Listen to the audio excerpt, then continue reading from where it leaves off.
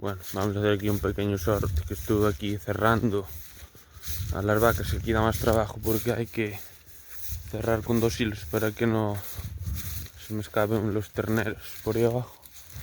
Y bueno, como sabéis, estamos en las fincas que son así alquiladas. Y bueno, el comedor del pienso está ahí.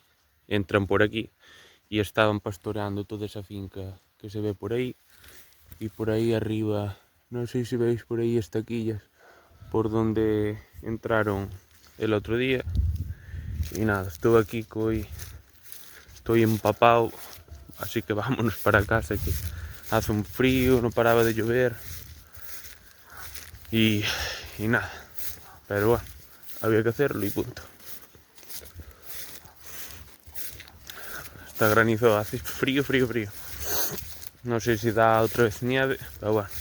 Estas son fincas que después van a quedar para ensilar, pero las aprovecho ahora que pasten esta hierba de invierno y después les corto y ahí por donde entraron y esta queda para la primera y segunda corta de silo, todo el rollo. Así que nada, esto queda listo, que no tenían tanta hambre, pero bueno, después mañana igual hay por ahí más que hacer. Y esto, quieras que no, si fuera solo un hilo, pero 2 hilos, a ver, que lo pongo rápido, pero 2 hilos te comen bastante el tiempo. Están todas empapadas. Está un día malísimo. Y bueno, les pongo ahí doble hilo en los rulos. Aquí que va a la carretera, si no me salen los terneros que quedan por la carretera adelante.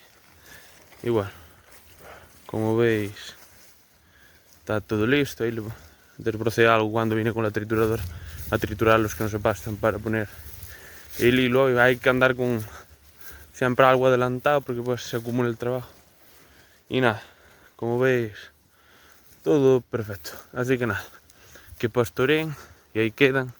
Y así lo que me ahorran, que bueno, aún tengo un montón de rulos, pero bueno, nunca se sabe cómo va a venir el invierno. Es mejor andar con reservas. Así que nada, esto queda listo, un buen trabajo, aunque nos mojamos todos. Así que nada, voy para casa a cambiarme y a sacar un poco, si no, todos los días empapado, no sé si será muy bueno. Así que nada, vamos a ir, venga, gracias por ver los vídeos, chao.